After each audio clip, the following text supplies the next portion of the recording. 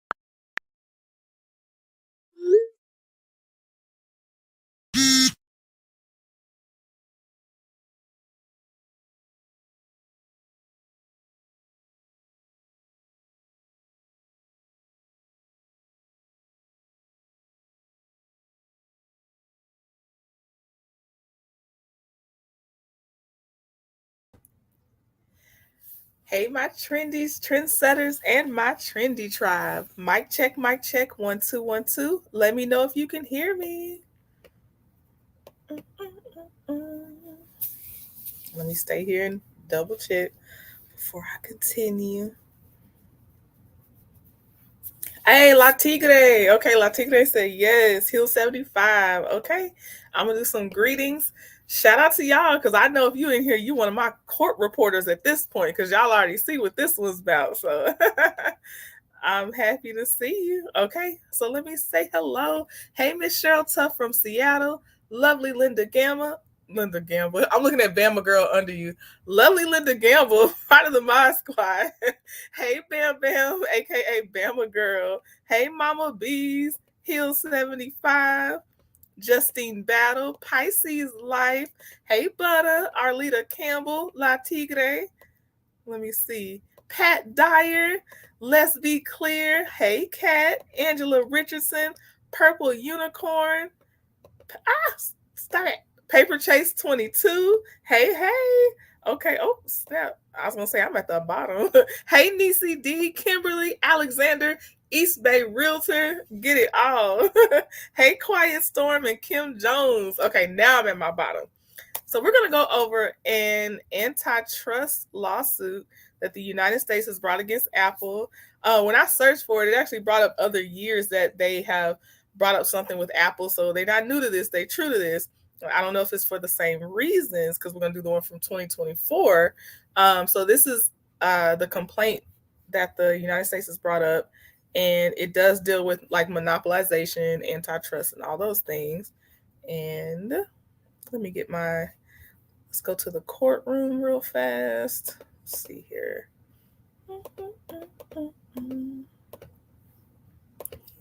Okay. And where's my, oh, that's not the right section. I was like, hold on now. I know I prepared. So this will be our visual for this one. It's the start of the complaint. Since I can't share my screen, this is the start of the complaint. So y'all do have something up there. And let me see here. Hey, everybody that has come in. VG. Hey, VG. Okay. So I'm going to get straight into it. I did put part 1 because I see I need to do this in parts, or some of y'all will be bored to tears. So we'll see how much we get through. So we're starting at, okay, it's 8:26 Central Standard Time. Okay. All right. So first of all, these are the plaintiffs I'm about to list. So it is actually the United States of America, and it's the U.S. Department of Justice Antitrust Division. It's the state of New Jersey, state of Arizona, state of California, District of Columbia, state of Connecticut, state of Maine, state of Michigan, state of Minnesota, state of New Hampshire, state of New York, state of North Dakota, state of Oklahoma, state of Oregon, state of Tennessee, state of Vermont, and state of Wisconsin versus the defendant, Apple Incorporated. Okay. Now I have to go back and forth to see. Hey, Cricket. All right, so let's get into it. So this is the complaint. In 2010, a top Apple executive emailed Apple's then CEO about an ad for the new Kindle e-reader. The ad began with a woman who was using her iPhone to buy and read books on the Kindle app. She then switches to an Android smartphone and continues to read her books using the same Kindle app. The executive wrote to Jobs, which I'm sure they mean Steve Jobs, one message that can't be missed is that it is easy to switch from iPhone to Android. Not fun to watch. Jobs was clear in his response. Apple would force developers to use its payment system to lock in both developers and users on its platform. Over many years, Apple has repeatedly responded to competitive threats like this one by making it harder or more expensive for its users and developers to leave than by making it more attractive for them to stay. So that's going to be a key point in my opinion. And just outside of this, Apple has been known to make it hard for someone, if they're even just considering other options, to think about leaving versus there actually being a lot of benefits to staying. That's kind of their MO. Okay. Before I go on, I got to switch back to look at comments because I'm on a different tab. Hey, all things Helen G, Shirley Macklin. Hey. Okay. So it says, for many years, Apple has built a dominant iPhone platform and ecosystem that has driven the company's astronomical valuation. At the same time, it has long understood that disruptive technologies and innovative apps, products, and services threaten that dominance by making users less reliant on the iPhone or making it easier to switch to a non-Apple smartphone. Rather than respond to competitive threats by offering lower smartphone prices to consumers or better monetization for developers, Apple would meet competitive threats by imposing a series of shape-shifting rules and restrictions in its App Store guidelines and developer agreements that would allow Apple to extract higher fees, thwart innovation, offer a less secure or degraded user experience, and throttle competitive alternatives. Throttle is to ramp it down. It has deployed this playbook across many technologies, products, and services, including super apps, text messaging, smartwatches, and digital wallets, among many others. Okay, and so it is not just the end user, the consumer, that is not benefiting from this. It's also developers that are trying to develop apps for smartphones.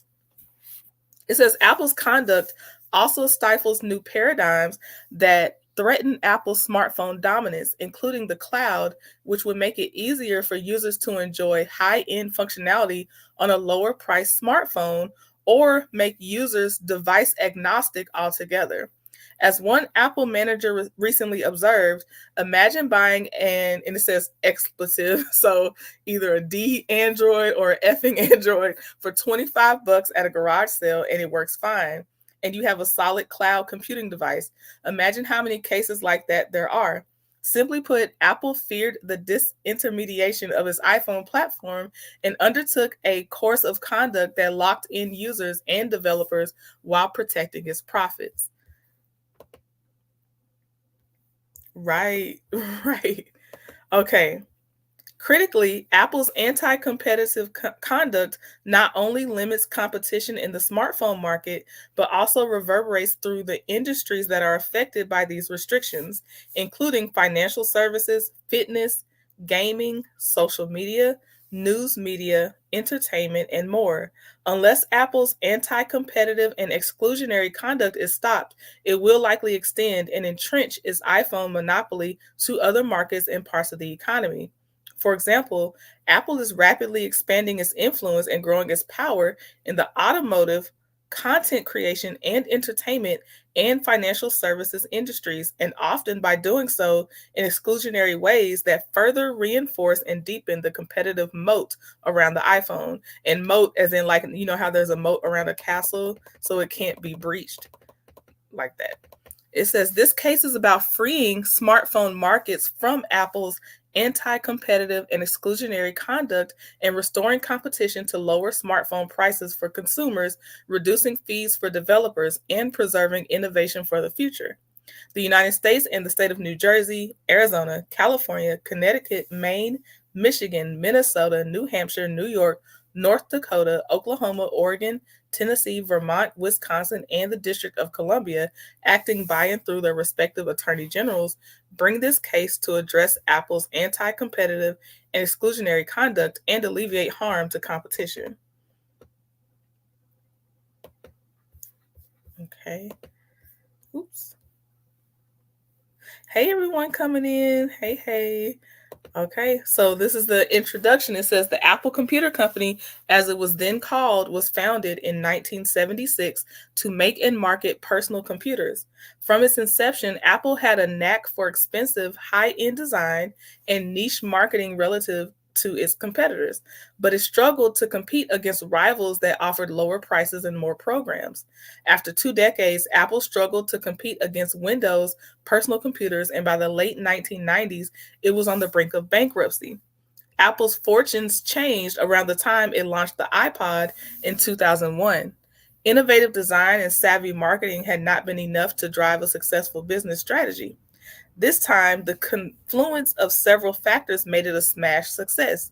Apple's iTunes application allowed iPod users to organize their song library and update their iPod.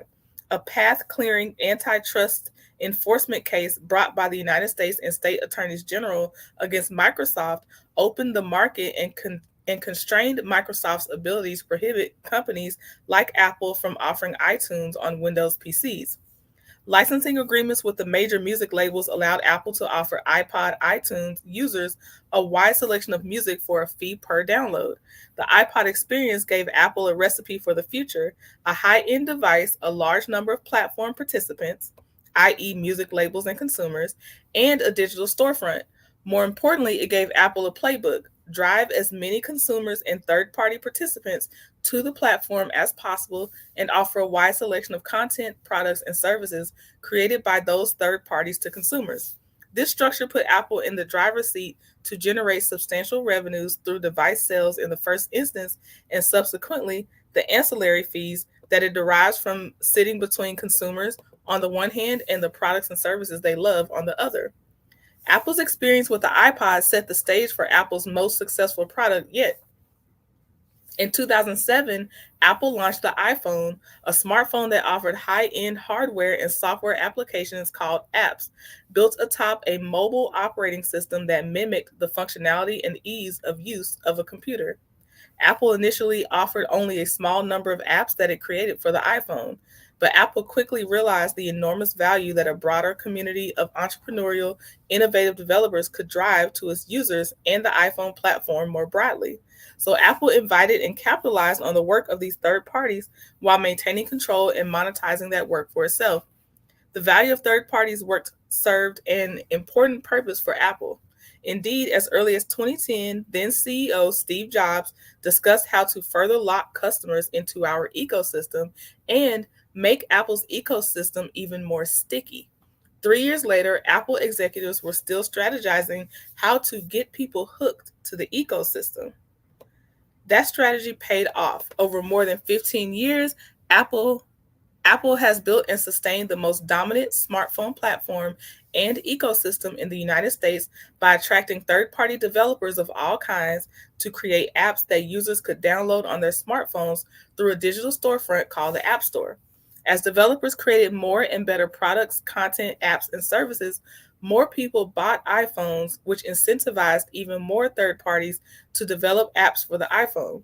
Today, the I cannot get that out. Today, the iPhone's ecosystem includes products, apps, content, accessories, and services that are offered by content creators, newspaper publishers, banks, advertisers, social media companies, airlines, productivity developers, retailers, and other merchants and others. As Apple's power grew, its leverage over third parties reinforced its tight control over how third parties innovate and monetize on and off the smartphone in ways that were anti competitive and exclusionary. Okay, before I go to the next part, 1 second. Let me see. American Born says why I hate those green. Oh, Purple Unicorn said I'm hooked. Okay, Purple Unicorn. All right, so let's get into these costs. It says today Apple charges as much as $1,599 for an iPhone and earns high margins on each one, more than double those of others in the industry.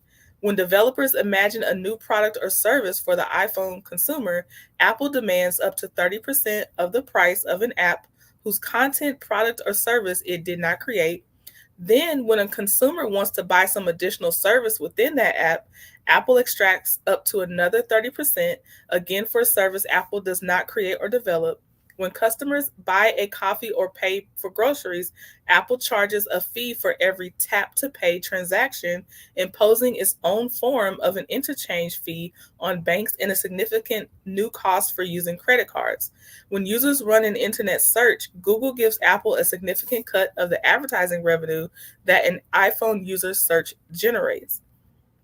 Apple keenly understands that while a community of developers and accessory makers is indispensable to the success of the iPhone, they also pose an existential threat to its extraordinary profits by empowering consumers to, quote, think different and choose perfectly functional, less expensive alternative smartphones.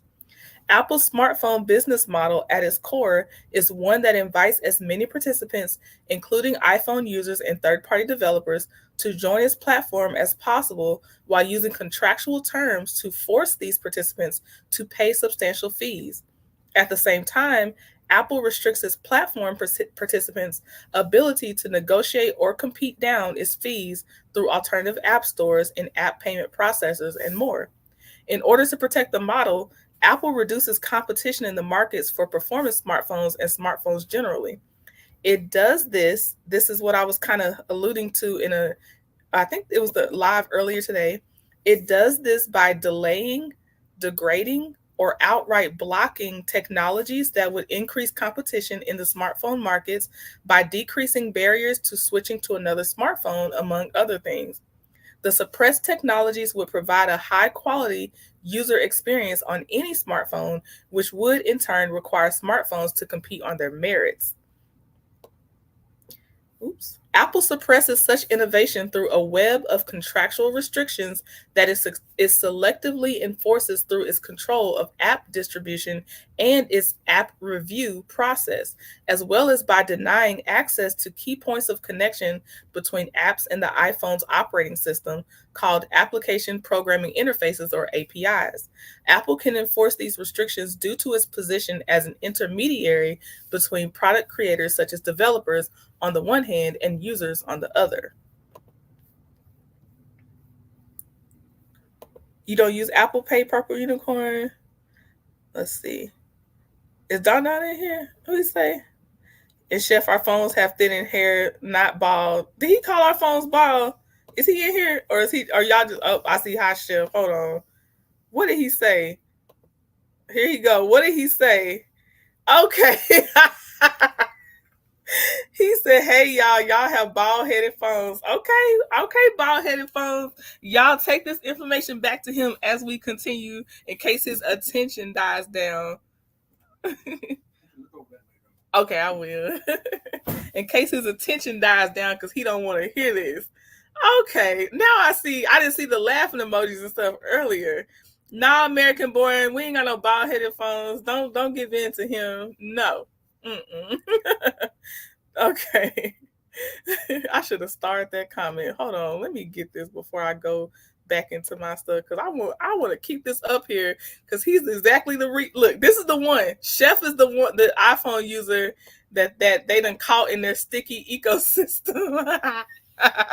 You're in the sticky ecosystem. Okay. So it says this complaint highlights 5 examples of Apple using these mechanisms to suppress technologies that would have increased competition among smartphones. Suppressing these technologies does not reflect competition on the merits, rather oh, did I already read this? No, okay. Rather to protect its smartphone monopoly and the extraordinary profits that monopoly generates, Apple repeatedly chooses to make its products worse for consumers to prevent competition from emerging.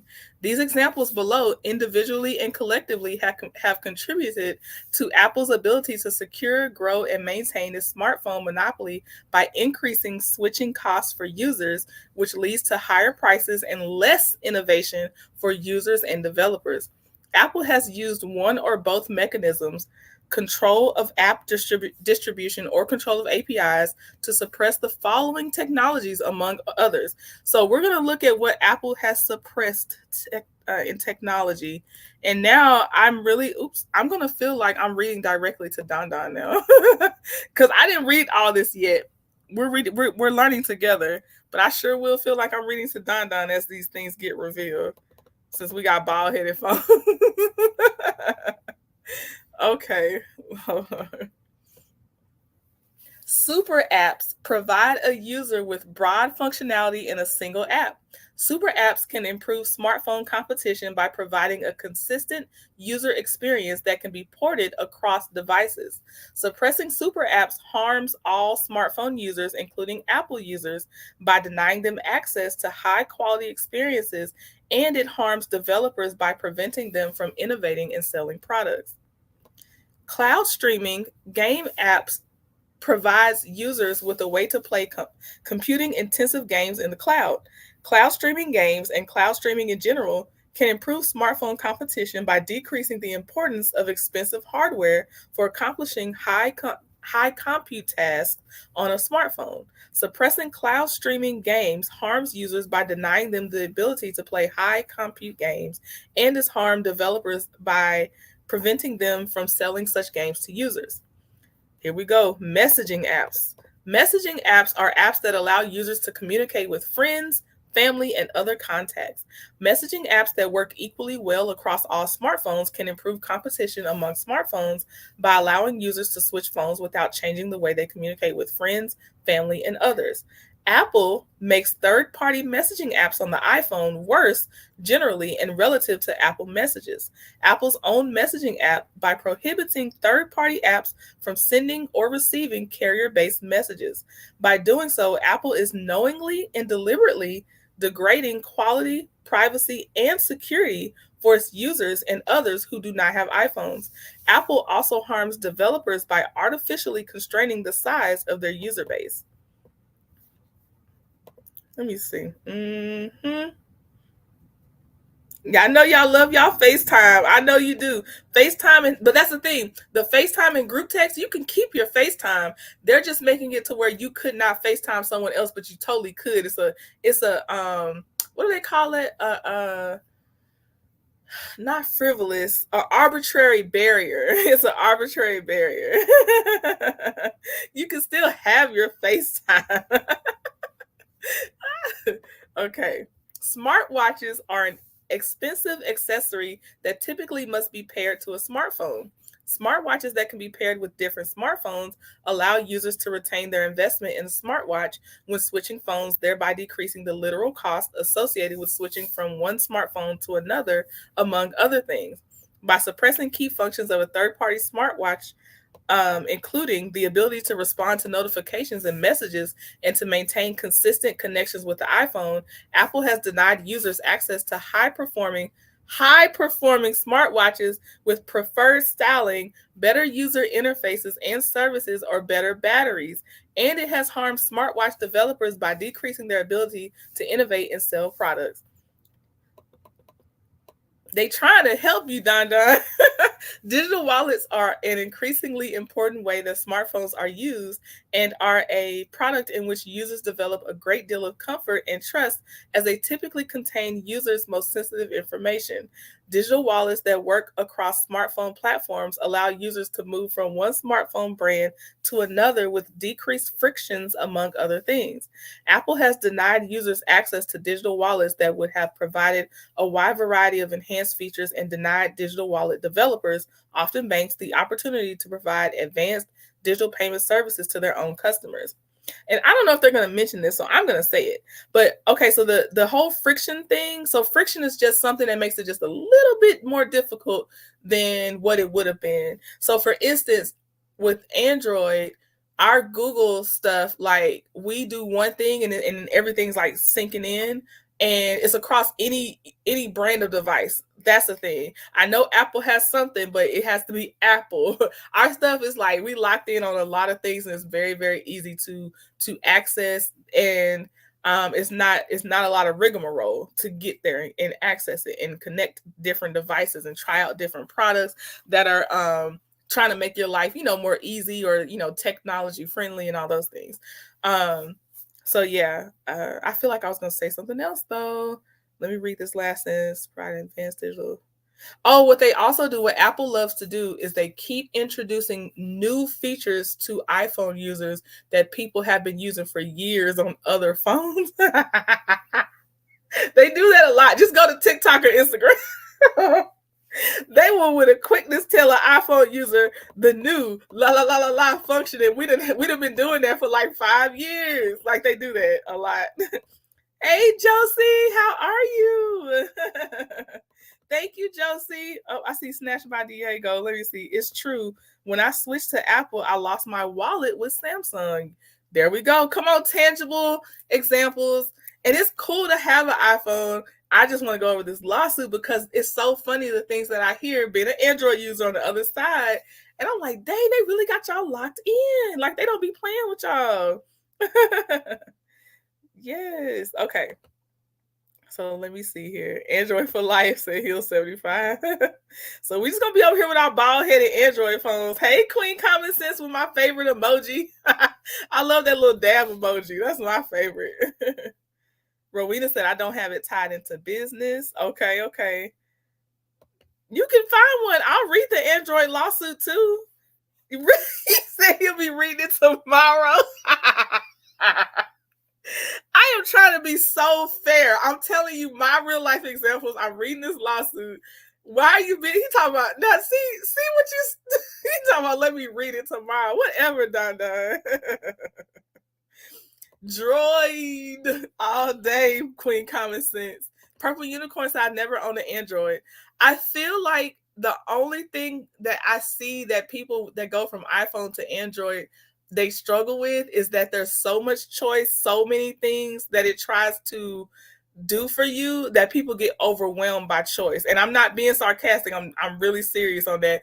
Tell me if people have owned the iPhone and you now own an Android, were you at first like maybe it's a lot of choice. It's a lot of things you can do. I'm just saying. And where's y'all's back button iPhone? Because this is for Don, not the rest of y'all iPhone. This is for Don calling us bald headed phones over here. Where's your back button? Don't get me started. Don't get me started now. Okay. No, I don't know enough to keep going. Okay, let's see here. So let's keep going. Okay, it says, of course, this is not the story Apple presents to the world or Don. For decades, Apple branded itself a nimble, innovative upstart. In 1998, Apple co-founder Steve Jobs criticized Microsoft's monopoly and dirty tactics in operating systems to target Apple, which prompted the company to go to the Department of Justice in hopes of getting Microsoft to play fair. But even at that time, Apple did not face the same type of restrictions it imposes on third parties today. Apple users could use their iPod with a Windows computer, and Microsoft did not charge Apple a 30% fee for each song downloaded from Apple's iTunes store. Similarly, when Apple brought the iPhone to market in 2007, it benefited from competition among component makers and wireless carriers. So y'all's little dongle and stuff like that, they just doing that so y'all don't get another phone. Y'all that's they charging y'all for those little dongles that don't be fitting nothing else. Not even the next phone model half the time. While Apple's anti-competitive conduct arguably has benefited its shareholders to the tune of over $77 billion in stock buybacks in its 2023 fiscal year alone, it comes at a great cost to consumers. Some of those costs are immediate and obvious, and they directly affect Apple's own customers. Apple inflates the price for buying and using iPhones while preventing the development of features like alternative app stores, innovative super apps, cloud streaming games, and secure texting. An example of a super app, I wish I had a name for one, but I could just tell you what one would do. An example of a super app would allow like end-to-end encryption between any manufacturer, so like an Android or iPhone. All the quality will remain the same if you sent a video or picture, like that kind of stuff. That's what I believe like a super app would do. Like it doesn't matter what device you're on. Other costs of Apple's anti-competitive conduct may be less obvious in the immediate term, but they are no less harmful and even more widespread, affecting all smartphone consumers.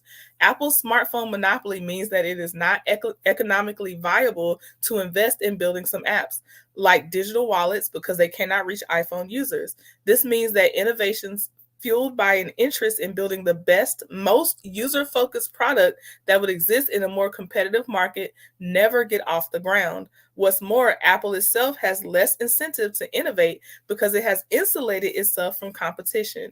As Apple's executives openly acknowledge, in looking at it with hindsight, I think going forward, we need to set a stake in the ground for what features we think are good enough for the consumer. I would argue we're already doing more than what would have been good enough, but we find it very hard to regress our product features year over year.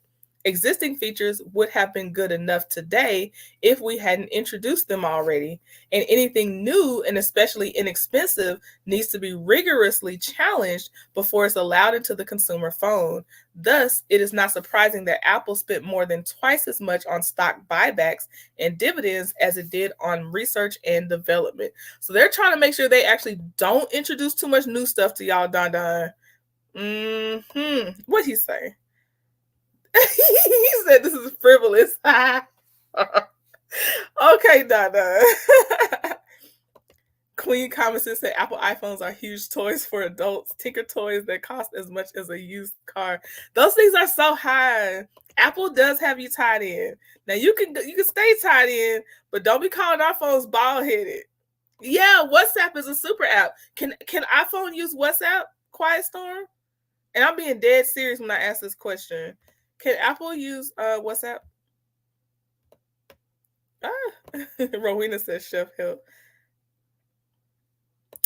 DG, so okay, so it is an antitrust lawsuit. It is. So I guess yes, that would be to break them up. It seems like it's to get them to stop trying to monetize, or they're trying to get them to stop blocking developers from being innovative and accessing users, and get them to stop their sticky ecosystem. More than the whole market share so far is what it seems like to me, DG. That's what I'm getting so far. Hi, Kame. It's an app. Okay, Diego, you have WhatsApp. Okay, y'all have WhatsApp. That's why I was like, don't let me go in yet. Hey, Terry T, baby, iPhone user. I know I got plenty of iPhone users in here. So anything I direct with any kind of vitriol is only for Don Don. I'm about to hold on. Let me Google what are super apps. Let's just see. What are super apps? Examples of super apps. Let's do that. Let's get some clear examples, because that's really we need to know.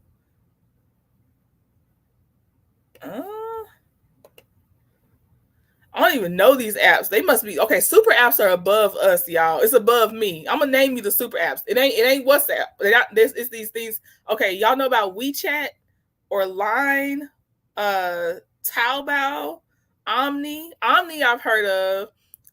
Grab, Alipay. Those are super apps. I don't know what they do for sure, but I just know that they do a lot more than normal apps. So yeah, that's what a super app is. Okay, look, now see, this is where y'all look, Rowena and DG coming in here with these smart questions, and I'm gonna keep reading because I'm trying to see. I feel like they are trying to. Of course, they don't want them to remain a monopoly in this, but the monopoly is. It seems like they're monopolizing isolation. That's what it seems like they're monopolizing, the isolation of it all, so then they can just do what they want to do, more than them trying to corner more market share, which I'm sure they are also maybe trying to do that. But yeah. Don, my IG was fine for Jay Taylor. It was fine. He's talking, you can't get your IG right. At least I can get mine to work and put a background on. So yes, y'all have bald headed phones. Okay. All right, Don. I thought we had squashed a little bit of that ghetto phone beef, but I see you wanna bring it back up. You wanna go. My phone worked just fine with Jay Taylor when I went live with him. That sound like from over yonder. Yeah, it's a lot of, yeah, I think it seems like it's very much international. Very, very much international. Let's see. Are those super apps too? Facebook, YouTube? Okay. Hold on. I'm about to look. I'm about to see his Facebook or is Instagram a super app. I'm gonna do that one. Because I need something familiar. Okay, it says Instagram is considered to be on its way to becoming a super app. It's not considered a super app yet, apparently. Unless, well, I don't like how they answered that. Never mind. Google got this new thing where it's trying to get AI to answer you. I don't like that. So, okay, yeah, Instagram maybe as of 2023 is a super app. Don't answer me with AI, Google. I'm not there yet. I'm not ready for that. Give me normal Google. Okay. This is why there's gonna be parts, because it's the comments like Don and then Queen Common Sense coming in here with her stuff, not on Don tone, but just all that, and then DG coming in here with some smart questions, and Rowena. Okay, DG said, I'm not a techie, but it sounds like they want Apple to allow app developers to be compatible with Apple products without some exorbitant cost. So they also want Apple to stop blocking non-Apple apps, or making it really stupid to use, and it's degraded and it has less security. Like, they want them to stop doing that too. Like, just because it's not Apple doesn't mean that people shouldn't be able to have access to them. And they're also charging 30% on anything. It's a transaction on top of a transaction on top of a transaction. They're charging 30% at each level. I don't know how Bitsy works, let's be clear. Purple Queen. Yeah, well, Purple Queen super app would not be used in normal conversation. That would be more like you're just like, I'm interested in like the makeup of these things, and then you start hearing stuff like maybe super app and stuff like that. I know it's above all of us, Quiet Storm, right? Snatch by Diego said, oop, don't wake up to a diss video tomorrow. Not gonna wake up to a diss video tomorrow. Trending Chef forgot he put himself, right? He set himself on fire on his phone, Rowena. Right. I know, I'm putting him in timeout. Okay, so Quiet Storm, I appreciate it. Quiet Storm says, I do miss features on my Samsung that I don't have on my iPhone. Not gonna lie. Okay. Fair. All right, so let's keep going. Donna is causing a lot of chaos. You know what I mean? Okay. Moreover, Apple has demonstrated its ability to use its smartphone monopoly to impose fee structures and manipulate app review to inhibit aggrieved parties from taking advantage of regulatory and judicial solutions imposed on Apple that attempt to narrowly remedy harm from its conduct. So it's not really allowing people to honestly review things, it looks like. And of course, we talked about the fees, the 30% on top of 30% on top of 30%. It says Apple wraps itself in a cloak of privacy, security, and consumer preferences to justify its anti-competitive conduct. Indeed, it spends billions on marketing and branding to promote the self-serving premise that only Apple can safeguard consumers' privacy and security interests. That's true. A lot of people that stick with Apple, they were like, well, we have more security. We're more secure. We're less likely to be hacked. I have heard that a lot. It says Apple selectively compromises privacy and security interests when doing so is in Apple's own financial interest, such as degrading the security of text messages, offering governments and certain companies the chance to access more private and secure versions of app stores, or accepting billions of dollars each year for choosing Google as its default search engine when more private options are available. In the end, Apple deploys privacy and security justifications as an elastic shield that can stretch or contract to serve Apple's financial and business interests. I like how I love y'all know I love somebody that'll illustrate for us. Come on, stretch and contract, and what do they call it? Elastic shield. Yes, give me descriptive words. It says smartphones have so revolutionized American life that it can be hard to imagine a world beyond the one that Apple, a self interested monopolist, deems good enough. But under our system of antitrust laws, good enough is quite simply not enough. Consumers' competition and the competitive process, not Apple alone, should decide what options consumers should have. And competition, not Apple's self interested business strategies, should be the catalyst for innovation essential to our daily lives, not only in the smartphone market, but in closely related industries like personal entertainment, automotive infotainment, and even more innovations that have not yet been imagined. Competition is what will ensure that Apple's conduct and business decisions do not thwart the next Apple. I'm about to put his comment back up. Okay, DG said, ooh, so Apple security also makes it harder for us to get metadata and other info when we search their users' info for court. Ooh, come on, DG, introduce something in here. Really now. American Born said, but they had the first celebrity naked pics breach. Real world examples. I love them, American Born. Let me put Chef Payne back up though. Y'all have bald headed phones. I'm gonna put that up there so many times. So many times. Okay. Let's see here. I want to reread this last sentence. Let's see. Oh, okay. Protecting competition and the innovation that competition inevitably ushers in for consumers, developers, publishers, content creators, and device manufacturers is why plaintiffs bring this lawsuit under Section 2 of the Sherman Act to challenge Apple's maintenance of its monopoly over smartphone markets, which affect hundreds of millions of Americans every day. Plaintiffs bring this case to rid smartphone markets of Apple's monopolization and exclusionary conduct, and to ensure that the next generation of innovators can upend the technological world as we know it with new and transformative technologies. Okay, let's see.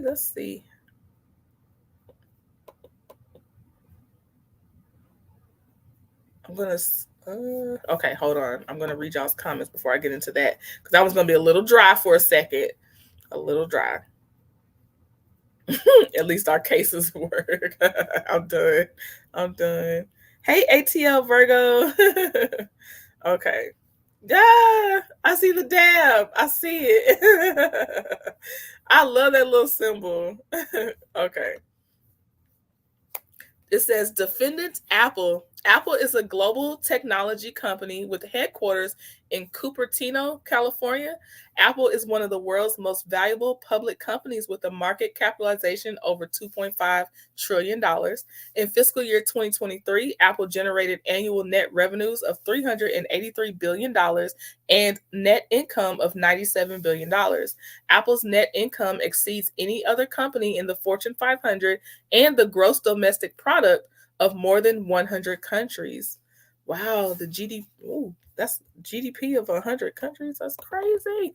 The iPhone, Apple's signature product, is the primary driver of Apple's growth and profitability, routinely commanding profit margins of more than 30% on devices alone, significantly higher than its smartphone competitors. iPhone sales have made up a majority of Apple's annual revenue every year since 2012. Apple increasingly extracts revenue from iPhone users beyond the initial smartphone sale. For example, Apple offers iPhone upgrades, apps and in-app payments, paid digital subscription services, examples, Apple's music streaming, TV news, gaming, fitness, and cloud storage subscriptions, accessories, examples like tracking devices, headphones, chargers, iPhone cases, and more. Apple refers to these offerings as services and wearables, home, and accessories, respectively. In fiscal year 2023, these offerings accounted for nearly 1/3 of Apple's total revenue, or 4 times what Apple earned from selling Mac computers. Some of the largest drivers of revenue within these categories are Apple's smartwatch, the Apple Watch, and Apple's App Store, where iPhone users purchase and download apps. In recent years, services have accounted for an increasing share of Apple's revenues, while the iPhone has remained the primary gateway through which U.S. consumers access these services. Apple's US market share by revenue is over 70% in the performance smartphone market, a more expensive segment of the broader smartphone market where Apple's own executives recognize the company competes, and over 65% for all smartphones. These market shares have remained remarkably durable over the last decade.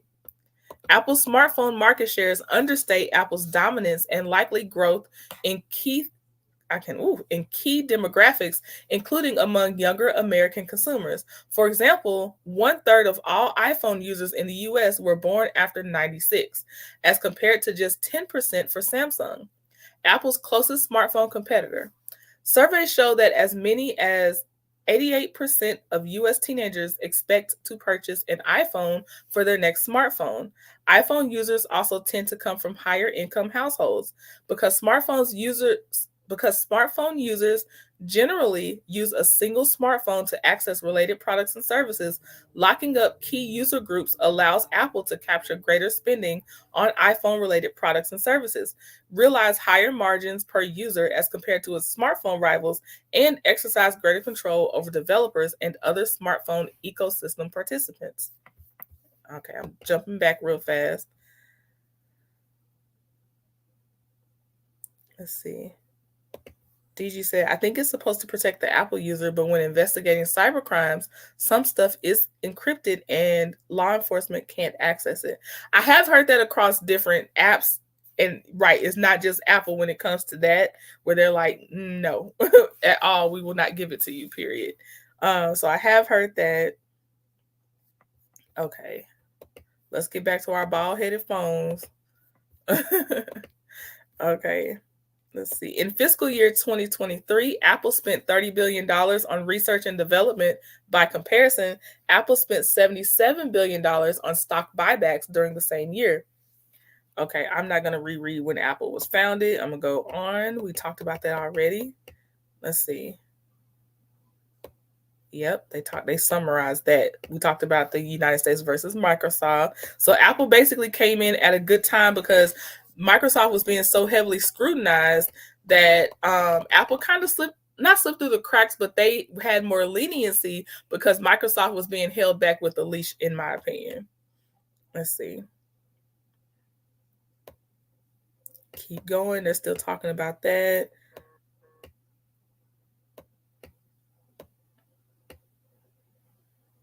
Okay, let me see where this is, because I think this is a little bit more. What's letter A? Let's see. Where's letter A? Dang, where's letter A? Okay, letter A is still talking about how Apple snuck in because of the United States versus Microsoft. So I'm going on. All right. 1 second. I'm checking my notes. I'm checking my messages to make sure I didn't get nothing crazy and somebody's got an emergency. Oh, my beautiful Joyce Miles. Let me pop the trunk real fast. My beautiful Joyce Miles. Thank you. She said congratulations for 9K. And Joyce is over here. I'm just going to say she's dropping it like it's hot because I don't know if she want me out here putting her business out there like that. But thank you very much, Joyce. I definitely got it. Let me pop the trunk. Hold on. We going. All right. We going. What a money reside. What a money reside. What a money reside. What a money reside. Thank you so much. I'm gonna go find something nice to do with that one, Joyce. I appreciate that's for celebration purposes right there. Okay, DG said one of my LE persons said they can't get anything from service providers except encrypted messages. Oh, okay, y'all talking. Yes, ATL Virgo bald-headed phones. You see it. You see he just came in here disrupting things. Didn't even want to hear what was being read. And if you came in later than when he said tomorrow he gonna find a lawsuit for for the United States versus like Android. So he'll read that lawsuit tomorrow morning. Okay. This section says Apple invited third-party investment on the iPhone and then imposed tight controls on app creation and app distribution.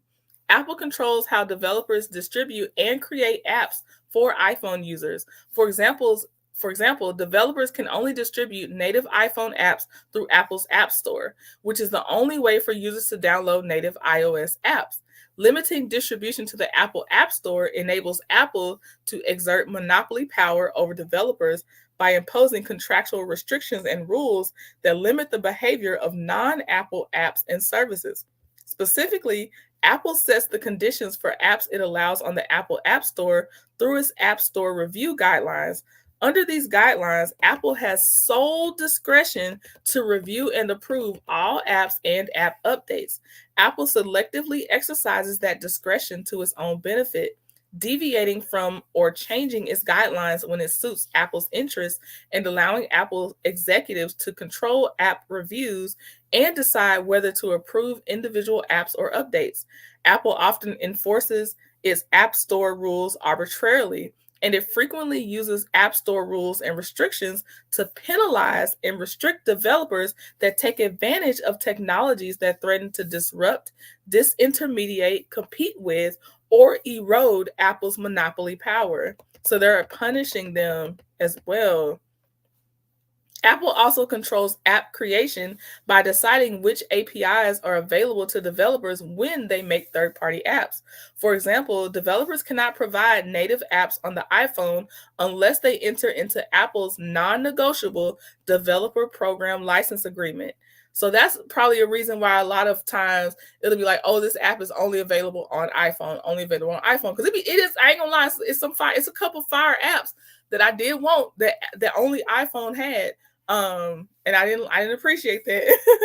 But it says, for example, I cannot get that word. Hold on.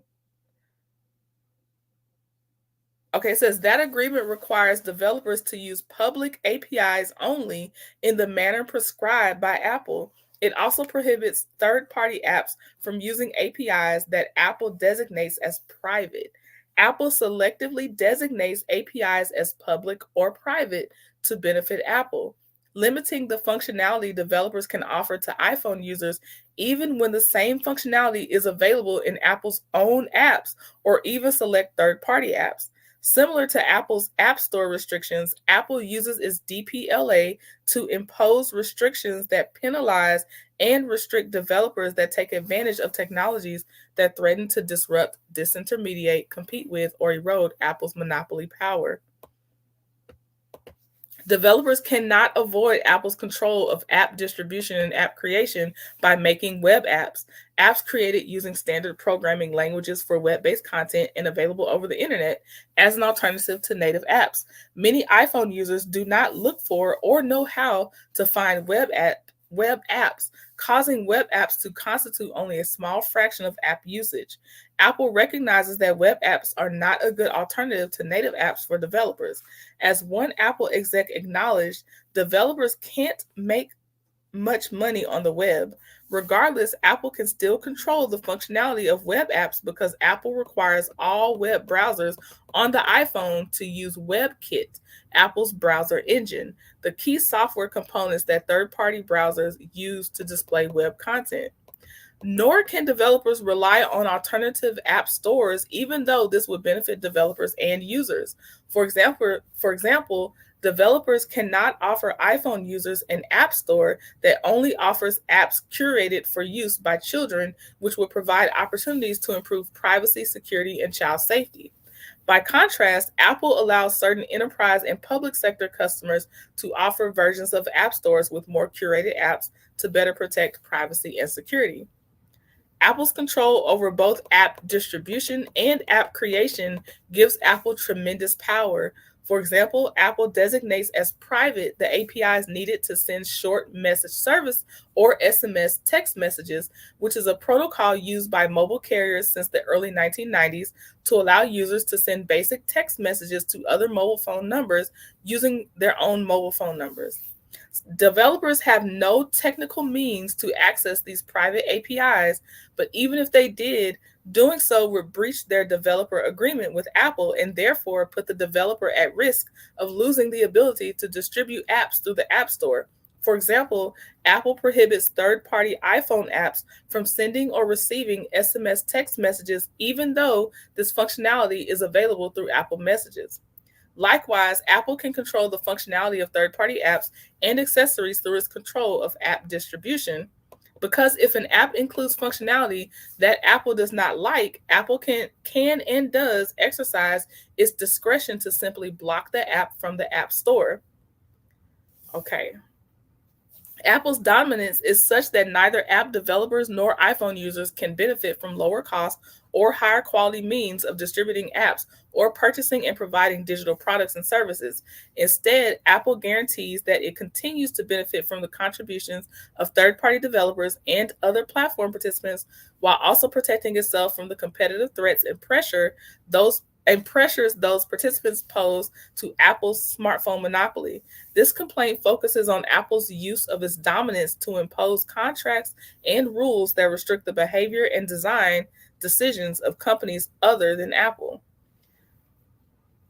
Okay, and we're going to stop there.